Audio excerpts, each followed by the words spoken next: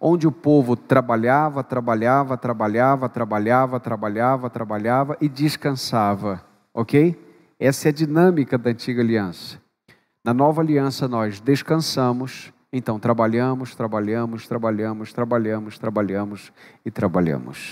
Essa é a ideia do domingo. É um novo tempo. Você descansa em Deus para trabalhar depois. Na antiga aliança, você tentava tanto e depois tinha que descansar em Deus. Essa é a ideia da transição do dia.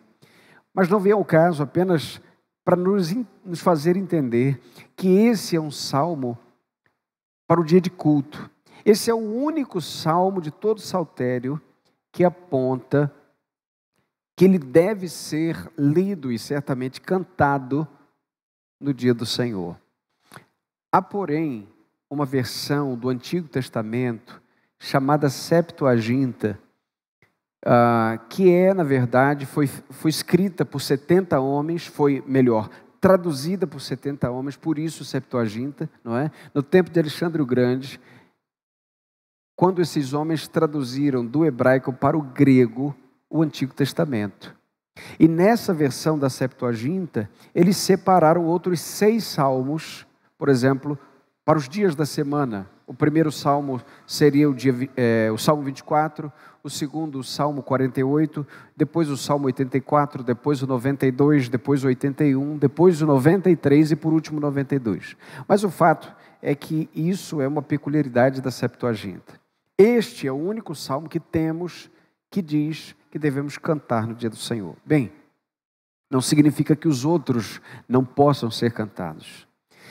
Mas o que isso nos traz? Isso traz a reunião do povo de Deus, adorando ao Deus que é eterno e que cuida do seu povo. Curiosamente, esse é um salmo que fala de um dia, veja, mas que fala de um Deus que é eterno, fora do tempo.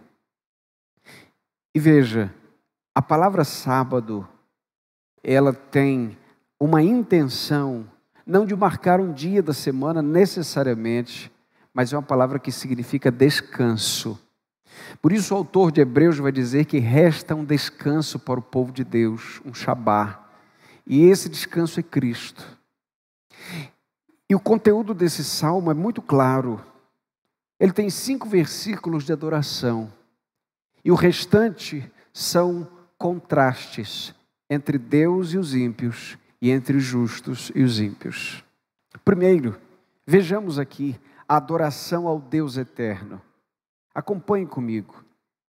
É bom render graças ao Senhor e cantar louvores ao teu nome, ó Altíssimo. Ele está falando de agradecer a Deus, de cantar louvores. E o verso 2, ele diz que nós devemos fazer isso, a proclamar o amor dele pela manhã e à noite a fidelidade. E a ideia aqui não é um culto de manhã e um culto de noite. Talvez alguém vai defender que no dia do Senhor, por isso que nós cultuamos de manhã e de noite. De manhã cantando o amor e à noite a fidelidade, mas a ideia não é essa. A ideia é que a adoração do povo não para. Começa de manhã e até a noite nós vamos em adoração a Deus em espírito e em verdade. Ok? Essa é a ideia. Mas veja, o verso 3 traz aqui a ideia do que acabamos de fazer, com instrumentos de 10 cordas, com saltério e ao som solene da harpa. Veja bem, meus irmãos, nós não temos hoje aqui saltério, nós não temos aqui instrumentos de 10 cordas, temos aqui um de 6 cordas, outro de 4 cordas, nós temos instrumento de percussão, o piano é um instrumento de percussão, se você não sabe, ele repercute as notas que são batidas nas cordas, ele também é de percussão, mas o fato é que Deus está aqui, o salmista está, inspirado por Deus, convocando que Deus seja adorado com instrumentos, com música. Isso para nós é muito importante. Por quê? Porque nós já dissemos aqui que a igreja é o povo da música, é o povo que canta. Você já reparou que o clima fica diferente no estádio de futebol quando começa a cantar os hinos dos times? Fica uma ladainha daquele time do o Flamengo cantando, aí entra aquela outra ladainha do Botafogo e tal, mas todo mundo está envolvido naquilo, parece até que fica bonito, não é? Bom, isso traz um senso de pertencimento. Todos os momentos em que a igreja se reúne, veja, cabe o louvor. Por isso é que nós cantamos em funeral até, cantamos em festa, cantamos em culto, cantamos em oração, cantamos em celebrações de Natal, cantamos em todos os momentos, porque Deus nunca deixa de ser digno e é por isso que cantamos. E o fato é que ele traz aqui um culto também com solenidade. Leia comigo. Com saltério e ao som solene da harpa. A mesma Bíblia que diz que nós devemos cantar ao som dos tambores, dos tamborins, é a mesma Bíblia que prescreve também que tenhamos um momento de solenidade. Você já reparou que às vezes nós queremos muito mais aquilo que nos traz um ânimo emocional apenas? Culto também é solenidade. Por isso que por vezes nós temos momentos silenciosos de oração, nós temos canções que nos conduzem em um momento mais íntimo com Deus. É importante que a gente compreenda isso. E ele reconhece agora o que Deus fez. Isso está nos versos 4 e 5. Vamos ler juntos? Senhor, tu me alegraste com teus feitos, exultarei com as obras das tuas mãos. Senhor, como são grandes as tuas obras, como são profundos os teus pensamentos. Veja que aqueles que concordam que o Salmo 90, ele é acompanhado dos Salmos 90 e 91, é claro que há controvérsias, mas aqueles que entendem que isso é uma verdade, vão dizer que os versos 4 e 5, que são esses que lemos, são respostas do Salmo de número 90, a partir do versículo 14, quando ele diz, sacia-nos de manhã com teu amor fiel. Ou seja, nesse momento, o salmista está reconhecendo que aquilo que Deus faz alegra o seu povo. Vou repetir, aquilo que Deus faz alegra o seu povo. Mas vamos pensar, meus irmãos, em Hebreus capítulo 12. O texto de Hebreus capítulo 12, em certo momento vai dizer que, por vezes, a disciplina do Senhor nem sempre sugere para nós alegria naquele momento, mas depois nos traz essa alegria. Por quê? Porque o princípio de um Deus que disciplina o seu povo é exatamente a santidade, ou seja, a semelhança do seu povo para com Deus. Essa é a razão pela qual o salmista reconhece que os feitos do Senhor alegram o seu coração e ele exulta a Deus pelas grandes obras e porque os pensamentos de Deus são profundos. Esses dias, conversando com os meninos lá em casa, um deles fez algumas perguntas que são um pouco mais difíceis de responder à luz da Bíblia. Eu estava conversando com eles, estávamos no momento de oração e de leitura da palavra. Eu disse a eles, filhos, nem sempre aquilo que o papai faz ou que a mamãe faz, vocês entendem, não é verdade? Ele disse, é verdade, vocês concordam.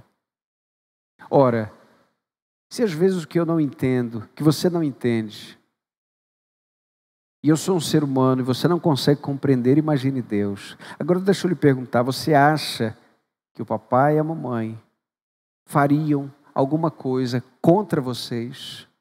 Não, de maneira nenhuma.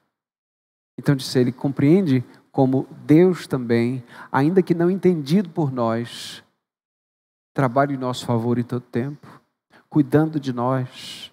E aquilo trouxe uma compreensão. E quantas vezes nós esquecemos, meus irmãos, desta parte, profundos os teus pensamentos. E às vezes nós, ao invés de assumirmos uma postura na defesa do Evangelho, nós queremos defender Deus. É diferente. Defender o Evangelho é defender a mensagem, pregando o Evangelho. Deus não precisa de advogado.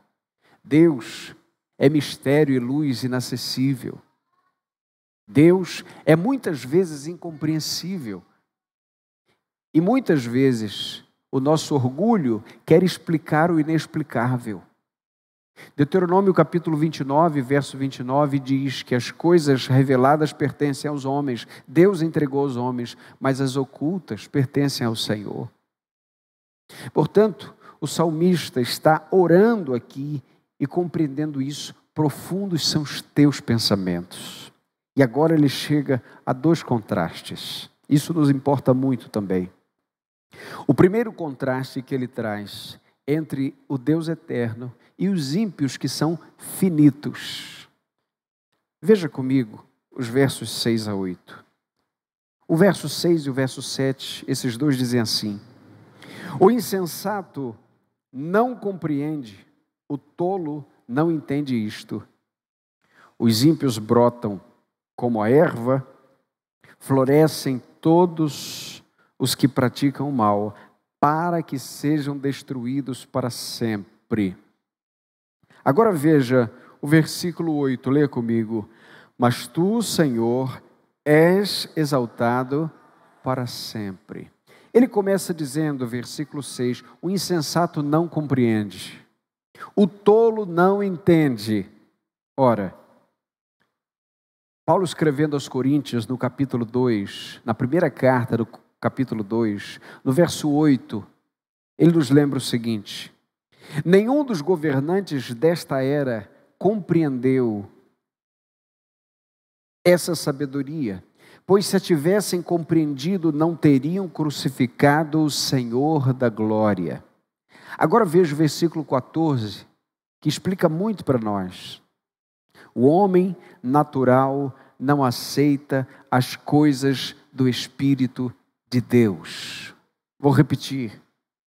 O homem natural não aceita as coisas do Espírito de Deus.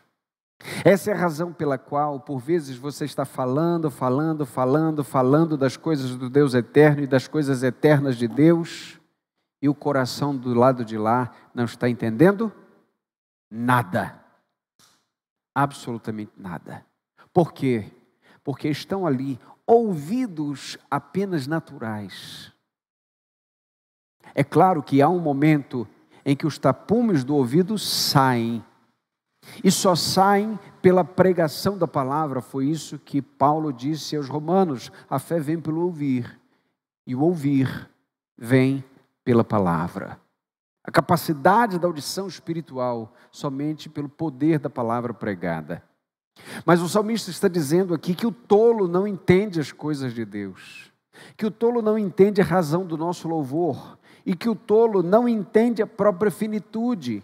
Ele está dizendo aqui, veja, os ímpios brotam como a erva e florescem. Veja, a ideia aqui é de um campo florido. É de um campo florido. Pense nisso. A erva florescendo. Todos os que praticam o mal. E aí você pensa, eu olho para os ímpios e parece que eles são um campo florido. Quantas vezes o crente tem confusão por causa disso? Olha do lado de lá da fé e diz o seguinte: não é possível. Esse povo faz tudo errado, faz todo tipo de falcatrua, entra em todo tipo de fraude, vive de maneira qualquer. E a vida deles parece que é firme, forte. Essa é a crise do salmista Asaf, do Salmo 73 também. Mas olha só a notícia. Eles florescem para que sejam destruídos para sempre.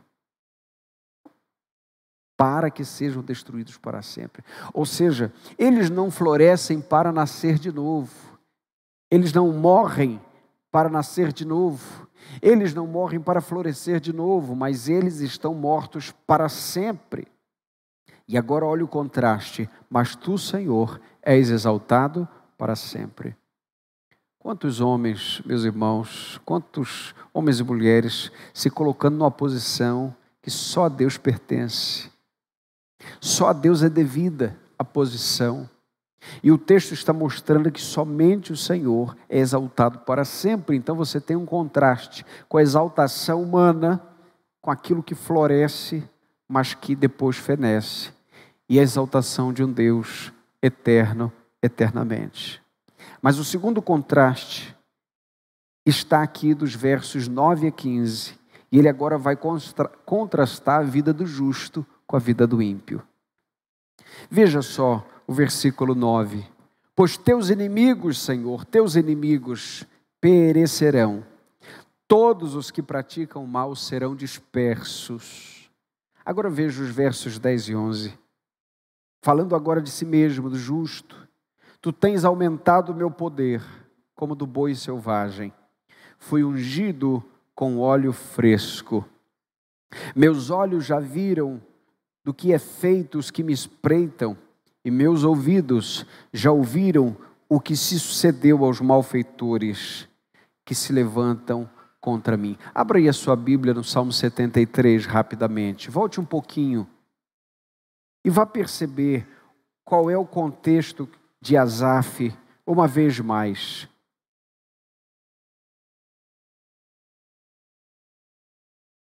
Veja o versículo 12.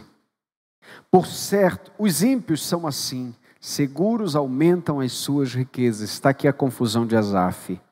Agora veja o versículo 17. Até que entrei no santuário de Deus e compreendi o destino deles. Certamente tu os pões em lugares escorregadios e os fazes cair em ruína.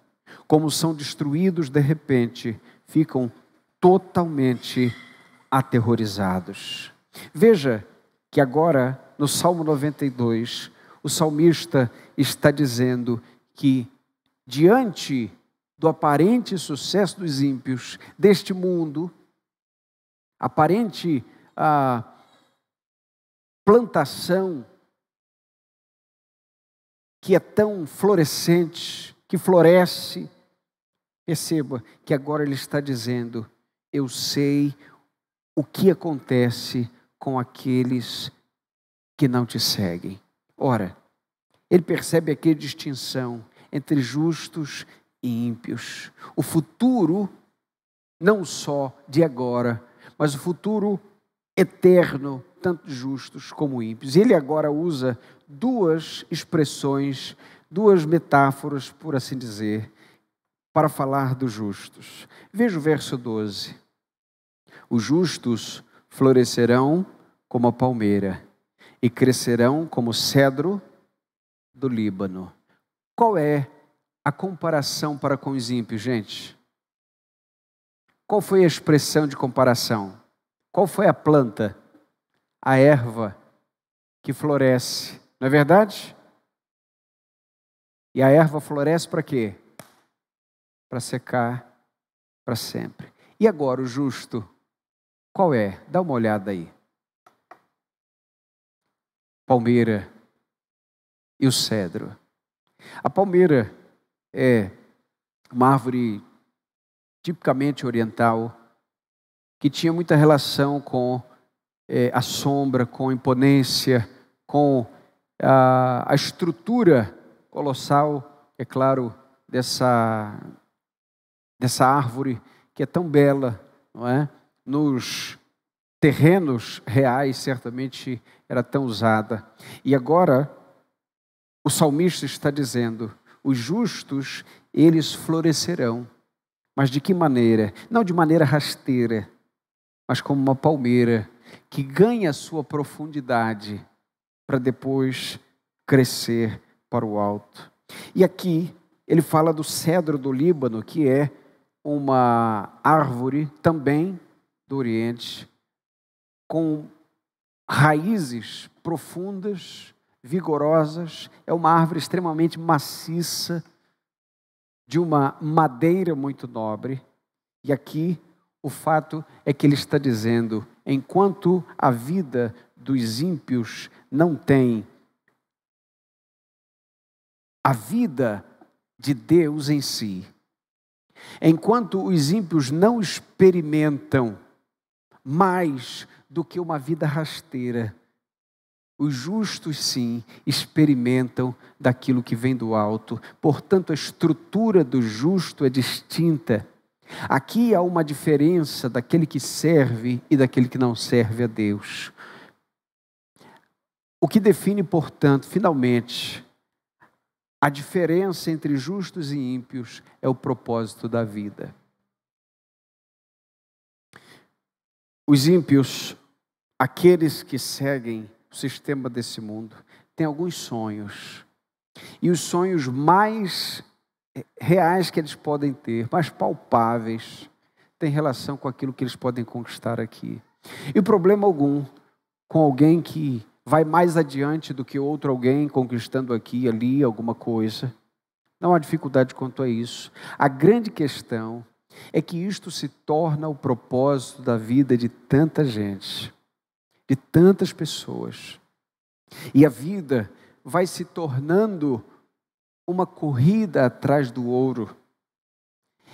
Não à toa, meus irmãos, um dos lugares onde o suicídio é mais recorrente são os lugares mais ricos, nos continentes mais abastados. A Europa, por exemplo, onde há tanta abastança financeira, as pessoas que chegam aonde gostariam de ter chegado, percebem que não há nada lá, além de um pouco mais de dinheiro que se pode ter.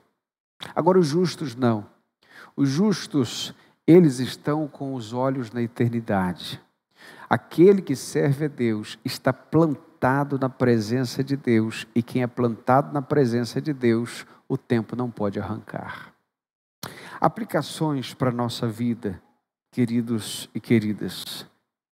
3, com elas finalizamos. Primeiro, muito cuidado para não invejar a aparente prosperidade dos ímpios.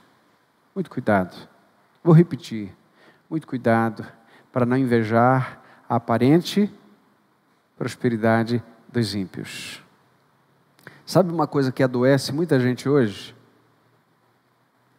É acesso a padrões aparentemente altos. Você está aqui com o seu smartphone na mão, aí você vê um padrão de vida que você nem sabe se existe, pessoas viajando para um lugar que você talvez nunca viu, tá certo? Dirigindo carros que não faz sentido quanto ele custa. E o teu coração começa, quem sabe, a ser tentado a pensar de si mesmo que você não tem o mesmo valor, que você não vale nada. Porque, aliás, afinal, você não fez a mesma viagem, você não frequentou os mesmos ambientes, você não dirigiu os mesmos carros. Mas lembra que a diferença da vida é o propósito? Percebe que o salmista começa cantando, é bom render graças ao Senhor. E veja como ele termina. Ele diz o seguinte: este Líbano e esta palmeira, eles estão plantados na casa do Senhor, verso 13. Eles florescerão nos átrios do nosso Deus. Olha a promessa aí do verso 14, gente. Leia comigo. Na velhice ainda darão frutos, e serão viçosos e verdejantes. Lá no mundo, ficou velho, você não presta mais não. Sabe disso? Para Jesus, não. Para Jesus, todo ser vivo pode louvá-lo. Toda pessoa tem um valor de Jesus na sua vida. Perceba aqui que a diferença, então, não está naquilo que almejamos em comparação aos homens, mas a diferença está em quando nós olhamos para Jesus e comparamos a nossa própria vida com aquilo que Jesus é. Então, nós temos um propósito: eu preciso me parecer mais com o meu Senhor. Você tem esse propósito na sua vida? Veja como é importante deixar de querer se parecer com os padrões desse tempo para se parecer com Jesus. Portanto, muito cuidado para não invejar a aparente prosperidade dos ímpios. Segundo, nós precisamos render graças ao Senhor por nos dar esperanças eternas. Esperanças eternas. O que é isso, meus irmãos? Nem sempre as coisas vão bem aqui. Oramos por enfermos, oramos por enlutados, passamos pelas dores. Mas o que nos sustenta? Não são as esperanças eternas? Não são que nossas raízes encontram ao cheiro das águas a presença de Deus? Não é que nós podemos ter acesso a um Deus em ações de graças e pela manhã proclamar o seu amor e à noite a sua fidelidade? Nós não entendemos que de fato isso nos dá esperança que não se pode comprar com dinheiro e nem ser marcado no calendário. Nós nos alegramos com algumas coisas aqui. Relacionamentos nos abençoam, experiências são importantes para nós, aquisições não são ruins, dentro de certo limite. Mas perceba, se nada disso acontecer mais, nós já temos um Deus que cuida de nós. E nós devemos, de fato, adorá-lo, render graças em todo tempo. Por quê? Porque a esperança que temos nele é a esperança da eternidade. Volta e meia, gente, eu fico tentando imaginar como vai ser isso. Você já parou para pensar? Eu fico pensando, a gente está fazendo tudo errado. Eu fico pensando naquelas grandes construções, que Jesus voltar, isso aqui não vai ter, isso aqui Jesus vai derrubar tudo. Esse rio que está fora do seu curso, Jesus vai botar tudo no lugar. Percebe que quando nós começamos a pensar nessas categorias, nós começamos a pensar também naquilo que na nossa vida ainda não está em conformidade com a vontade de Deus. Um dia estará. Um dia estará, sabe? E isso é esperança eterna. Por fim, nós não devemos esquecer que fomos feitos para a glória de Deus. Podemos dizer isso? Nós não podemos esquecer que fomos feitos para a glória de Deus. Olha só o que o texto diz: plantados, florescerão nos átrios do Senhor. E veja o verso 15: para proclamar que o Senhor é justo, Ele é minha rocha, nele não há injustiça. O salmista começa falando de um povo que adora, mas no final ele diz o seguinte: Ele é minha rocha.